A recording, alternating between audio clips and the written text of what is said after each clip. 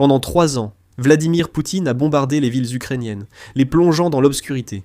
Maintenant, les lumières se sont éteintes en Russie. Dans un retournement de situation spectaculaire, la guerre énergétique a franchi la frontière, laissant la riche région de Belgorod grelottée par -10 degrés. Mais la véritable histoire, c'est la trahison.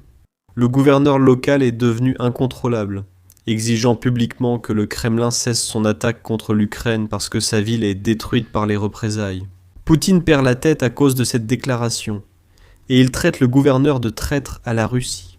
C'est la dure réalité d'une guerre qui a finalement atteint le pays. Commençons par les lumières qui s'éteignent à Belgrade, et je le dis littéralement.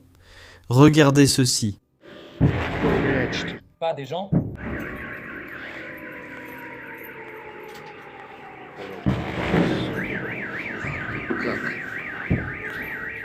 Avant la guerre, Belgrade était l'une des réussites de la Russie. Elle avait une base industrielle solide, un secteur agricole très productif. Et comme elle se trouve à la frontière de l'Ukraine, et sur les lignes de chemin de fer, reliant la Russie à l'Europe, c'était un centre stratégique de transport et de logistique. Les habitants de la région bénéficiaient de tout cela parce qu'ils avaient des emplois bien rémunérés, de bonnes infrastructures et de meilleures opportunités économiques que l'on ne trouvait dans d'autres régions en dehors de Moscou. Mais la même chose qui rendait Belgrade précieuse avant la guerre en a fait une cible aujourd'hui. Sa localisation, elle est juste à côté de l'Ukraine, ce qui signifie qu'elle est à portée de frappe facile. Chaque fois que Poutine bombarde Kiev, l'Ukraine riposte et Belgrade encaisse le coup. Depuis 2 mois, l'Ukraine cible systématiquement les infrastructures, centrales électriques, installations de chauffage et systèmes énergétiques de Belgrade.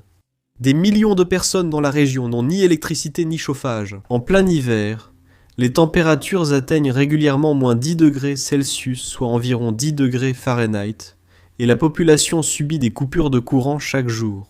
Voici ce que ça donne quand le courant est coupé. On s'en fiche complètement. Dans certains appartements, les radiateurs, ces choses censées chauffer l'immeuble, sont littéralement gelés. L'eau dans les tuyaux se transforme en glace, et des blogueurs locaux publient des vidéos disant que tout va mal, et qu'il est impossible de vivre. En bref, j'ai finalement décidé de le faire. En bref, j'ai finalement décidé d'arrêter d'économiser sur moi-même et je me suis fait plaisir à moi, mon cher moi. Et je me suis acheté ce genre de choses. Un chauffage puissant parce qu'il fait un peu frais, d'une certaine manière. Sinon, il ferait encore plus frais, d'une certaine manière.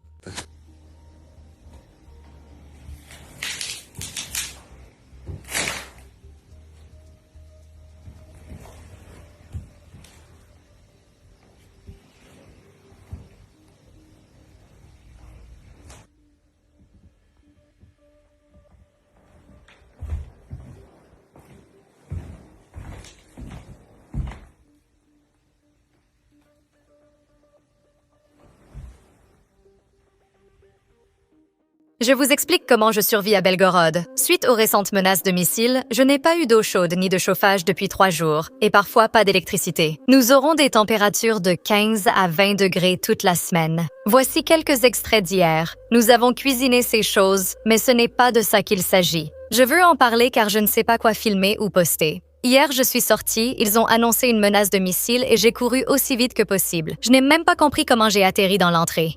C'était très effrayant. Le plus étonnant, c'est qu'ils ne nous mettent même pas officiellement en enseignement à distance et que notre université n'a pas de chauffage. Voilà pourquoi vous ne voyez pas mes vidéos et vlogs de Belgorod. La situation est terrible et y vivre est impossible. J'espère vous donner des nouvelles bientôt. Les Russes vivent enfin ce que les Ukrainiens ont enduré ces 4 dernières années. Et le gouverneur de Belgorod, eh bien, il ne blâme pas l'Ukraine, il blâme Moscou. Voici ce qu'il a déclaré publiquement. Après les détails.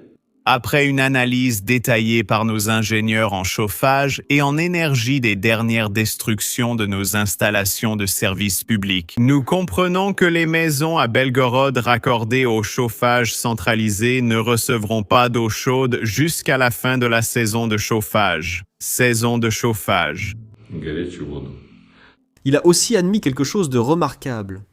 L'Ukraine ne frappe pas Belgrade de manière préventive, elle le fait en représailles après que la Russie ait frappé des villes ukrainiennes comme Kiev.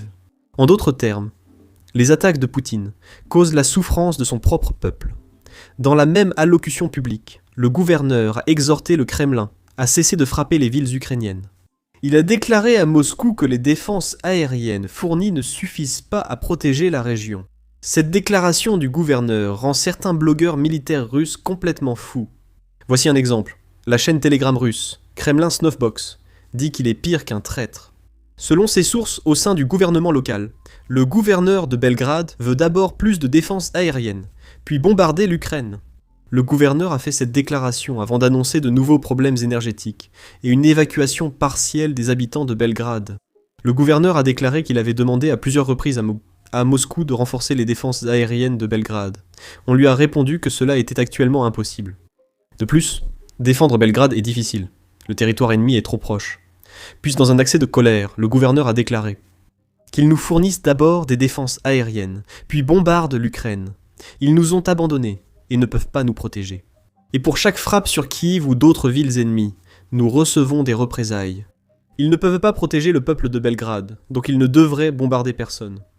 À cause de cela, le propagandiste russe le traite de traître, disant que c'était désagréable à entendre. Cela sent la trahison, ce qui est inacceptable même venant du gouverneur. Maintenant, voilà le truc. Ce gouverneur n'est pas un gouverneur pro-Ukraine ou pro-OTAN. En fait, en Russie, les gouverneurs ne sont pas élus par un vote du public. Ils sont nommés par le Kremlin, c'est-à-dire Poutine.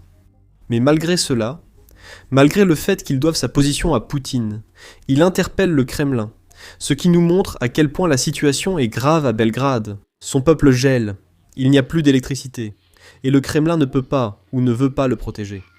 Le traité de traître ne fait pas fonctionner les radiateurs, ne rétablit pas l'électricité et ne garde pas les Russes au chaud. La situation est devenue si grave que le gouverneur appelle désormais à des évacuations dans ses déclarations publiques. Dans un commentaire mercredi, il a qualifié l'approvisionnement en électricité et chauffage d'extrêmement difficile, critique et durable. Et il a également déclaré que la situation dans la région est presque catastrophique. C'est pourquoi il exhorte les familles avec enfants à évacuer vers d'autres régions aussi rapidement que possible. Et si possible, il demande à tout le monde de quitter la zone. Pensez-y. À cause de la guerre lancée par Poutine, les villes russes deviennent invivables. Les autorités demandent à la population de fuir. Et beaucoup de Russes comparent cela à la Seconde Guerre mondiale, comme l'invasion nazie. Des familles sont forcées d'évacuer. Des villes sont sous bombardement et des civils fuient. Mais cette fois, ils ne fuient pas à cause d'un envahisseur étranger. Ils fuient à cause des conséquences d'une décision prise par Poutine. Et devinez quoi ? Belgrade n'est que le début. C'est un aperçu de ce qui se passera si Poutine ne met pas fin à la guerre. L'Ukraine devient plus forte et la guerre énergétique s'étend à de plus en plus de régions. La semaine dernière, alors que l'Ukraine visait les centrales de Belgrade, elle a aussi frappé les sites énergétiques de Bryansk. Cela a provoqué des coupures de courant dans de nombreux quartiers de la région. Et puis, ce matin même, la guerre énergétique a atteint Sotchi. Grande ville touristique russe, c'est le terrain de jeu favori de Poutine sur la mer Noire. Il y a fait construire sa maison d'1 milliard de dollars sur la côte. Et maintenant, leur ville a été sous attaque de drones pendant environ 3 heures, rien que la nuit dernière. D'après les images diffusées par les habitants locaux, une centrale de chauffage semble avoir fait partie des cibles. La guerre arrive chez eux, et cette fois, elle touche la ville préférée des oligarques russes, des élites et des hauts responsables. Malgré tout cela, la propagande russe continue d'appeler à l'anéantissement de Poutine. Ils ne veulent pas la paix, mais la capitulation. Écoutez cet extrait de la télévision russe. Cet homme parle d'une formule de paix pour l'Ukraine. Qu'est-ce que tu veux dire, formule de paix ? Il n'y a qu'une seule formule de paix pour l'Ukraine, la liquidation de l'Ukraine en tant qu'État. C'est la seule formule de paix qui garantit la paix dans cette terre glorieuse et magnifique qui s'appelait autrefois l'Ukraine.